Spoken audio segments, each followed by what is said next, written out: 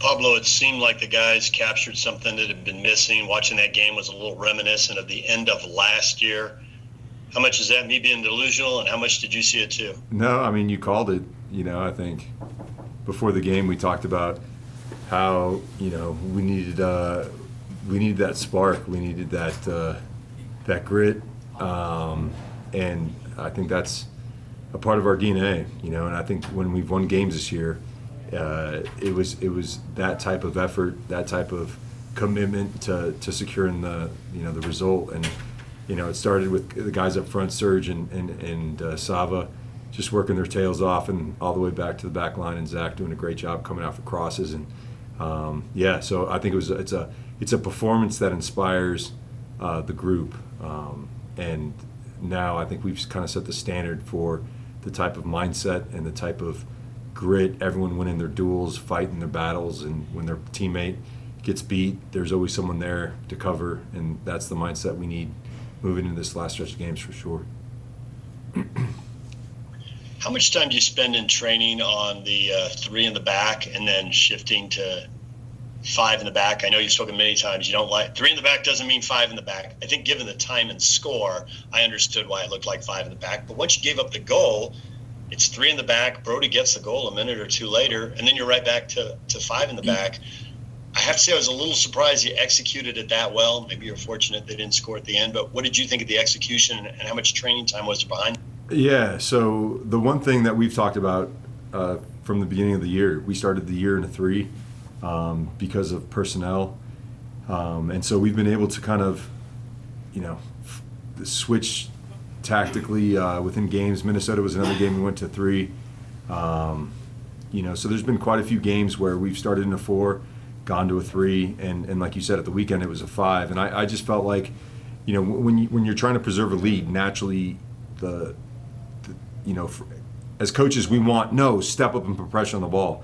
But the one thing about playing on the field is that you are caught up in the emotional waves of the game, and so you have what you want, which is the goal, and your tendency is to drop. They're sending their outside backs forward.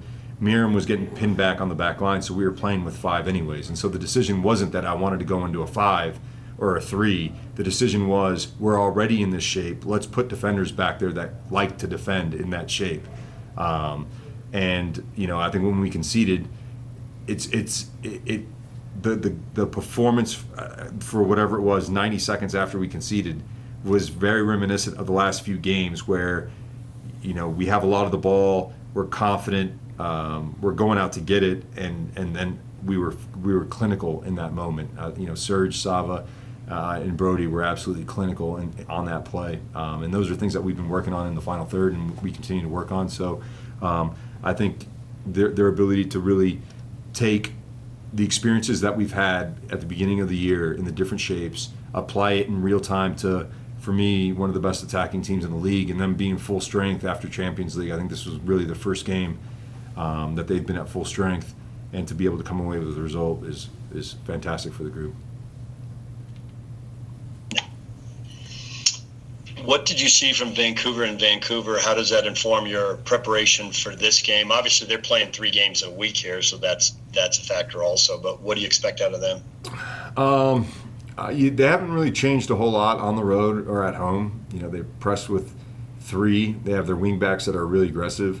I think we did a really good job when we were in Vancouver, kind of dictating the game with the ball.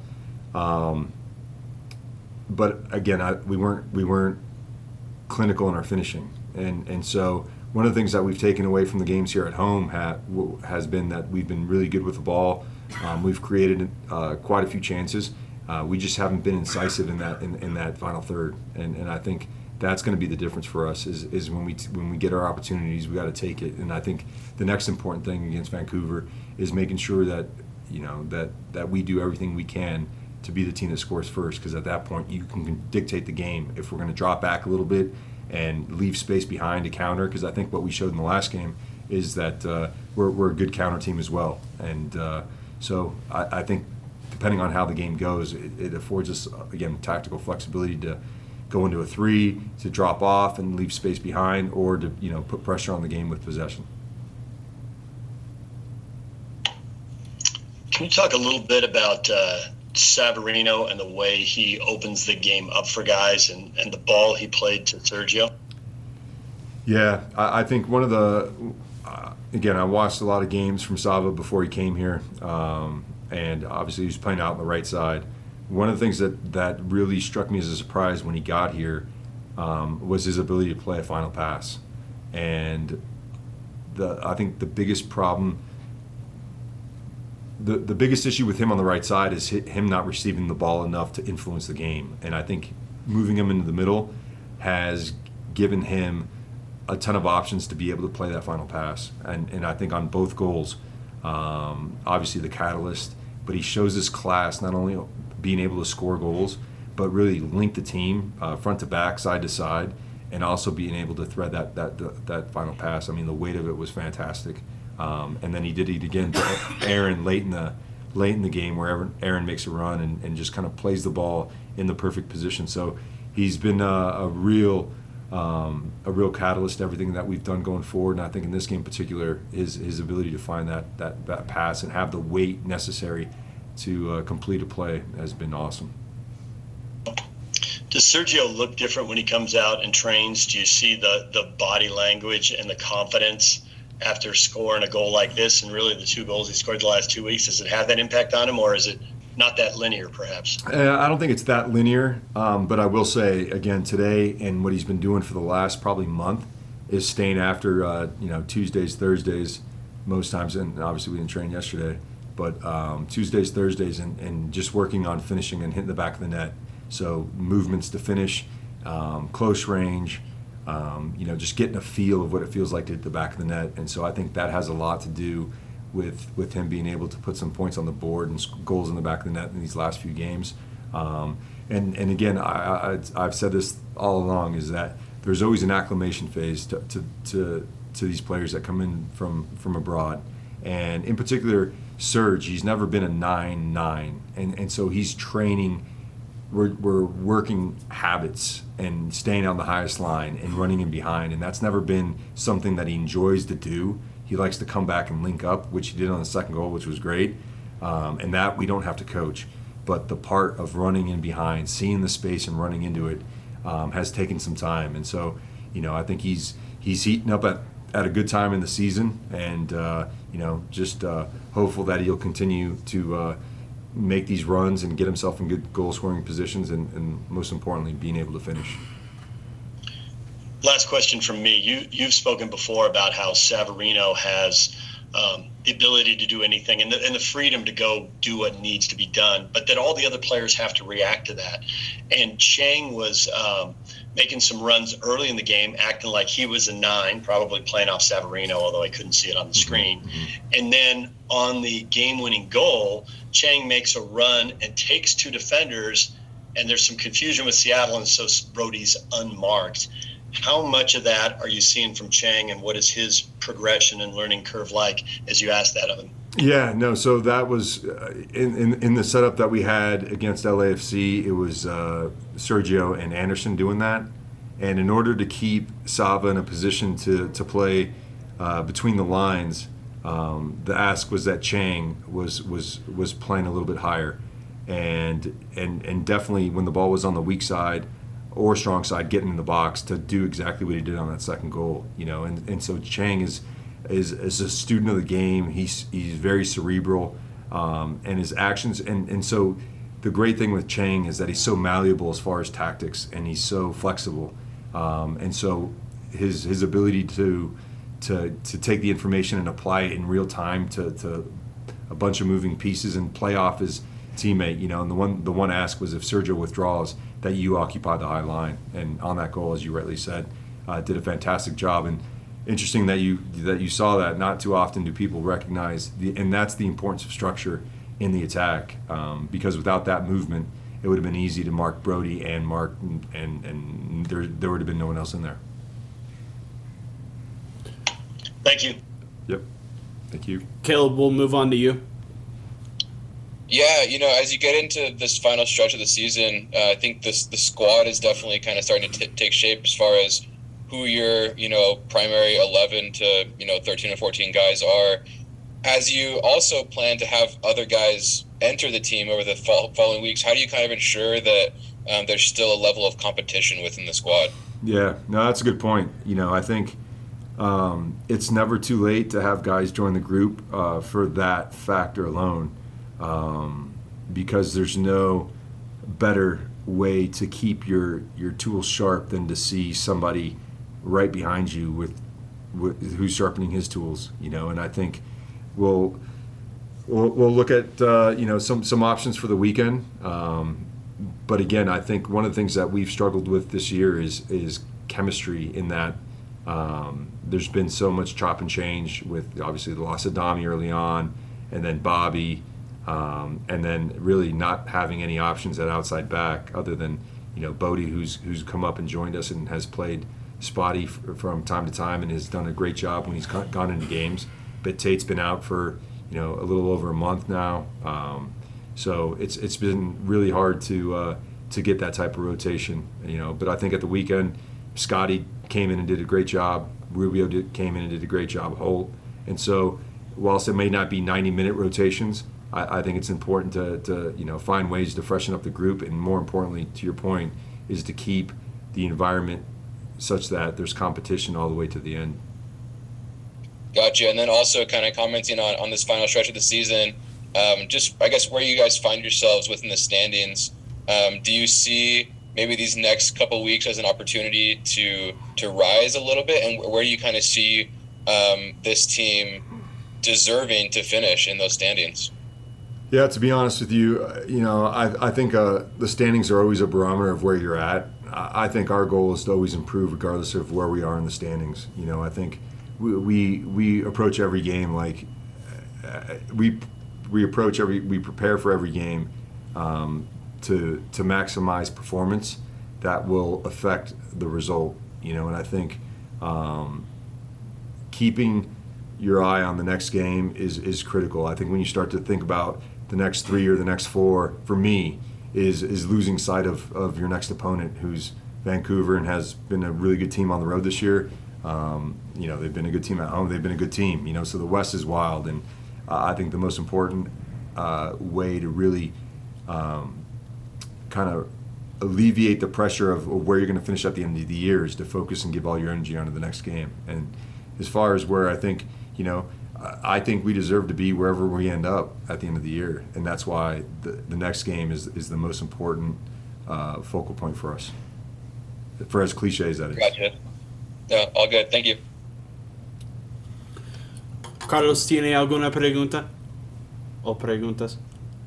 Sí, un par de preguntas.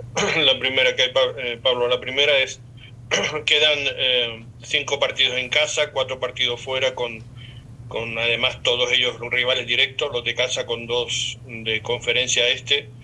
¿Cuál es el enfoque, digamos, que vas a hacer para estos 9 partidos que restan? ¿Te vas a enfocar, digamos, en casa? Porque ganando los de casa juegas playoff seguro, ¿no? Se alcanzan prácticamente los 50 puntos, ¿no?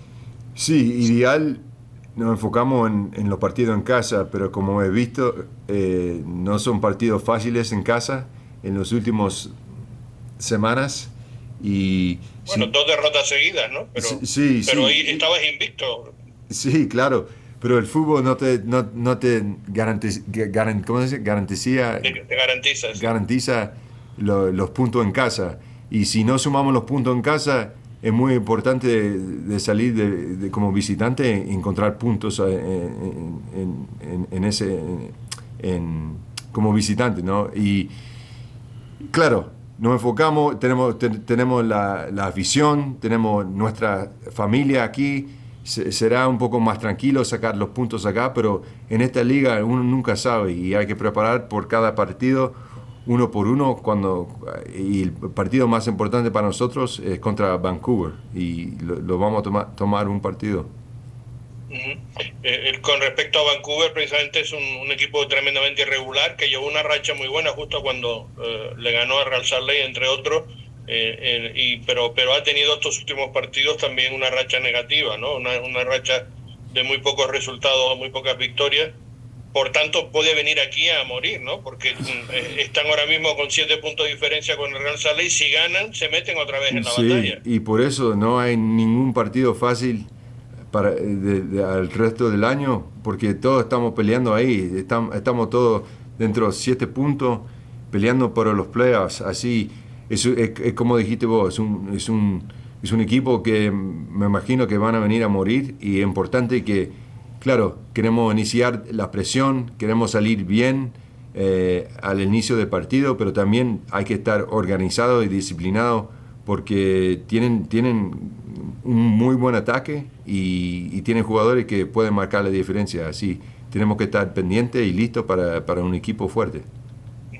La última cuestión, no me gustaría estar en tu pellejo, sinceramente, porque desde el punto de vista del plantel es muy complicado combinar todo lo que tienes, ¿no? Porque tienes un equipo que está rindiendo bien en general, pero tienes jugadores que están pidiendo paso, como por ejemplo Rubín, que quiere, digamos, ya tener más minutos, etcétera. Tienes gente que entra nueva y que las tienes que incorporar. Los lesionados, Bobby Wood, por cierto, y Damir, ¿cómo va eso? También me gustaría saber cómo está la enfermería y Jasper. Sí, no, el Bobby yo creo que se va a juntar con el equipo la semana que viene. Está trabajando afuera en este momento, pero va mejorando día por día, y espero que la semana que viene está entrenando a full. El Damir todavía le falta un poco de tiempo, me imagino que un mes por lo menos, y eso siempre ha sido el plan. Claro que todos queremos que se mejora más rápido, pero cuando estamos hablando de la espalda, especialmente, es un jugador clave, no lo queremos traer deprisa y después que se lesiona de nuevo y que no lo tenemos este año y el año que viene. Así, yo creo que todavía le falta un mes y medio para estar con el grupo, pero está trabajando afuera, está corriendo, pero todavía le tiene... o sea que para playoff. Ojalá. Si es que llega. Y el Jasper entrenó a full hoy, está listo. Tenía una enfermedad, no se sentía bien el sábado, pero aguantó 45 minutos y para mí jugó bastante bien, así está listo para el fin de semana. Yo digo, lo difícil es la combinación, ¿no? O sea, claro, combinar eso, porque tener a todo el mundo contento y en un calendario tan apretado como tiene ahora, porque prácticamente ya, salvo esta próxima semana, vas a tener un partido entre semana también, ¿no? Sí, y por eso también vamos a tener semana con 3 partidos y vamos a tener que usar el plantel entero, o sea, es muy difícil que todos están felices porque todos quieren jugar y tenemos 30 jugadores y es imposible, pero el esfuerzo que hizo el Rubio cuando entró, el Anderson, el Scott, el Holt y el Bodie, para mí es un buen signo que están listos para contribuir al equipo desde el inicio, pero también cuando entran de suplente es muy importante, y para mí es mantener la competición del grupo en este momento es lo más importante, y van a tener oportunidad de jugar y cuando le tocan hay que entrar y marcar la diferencia. Gracias, Pablo. ¿Cómo no? All right, that's all for Pablo. Thank you.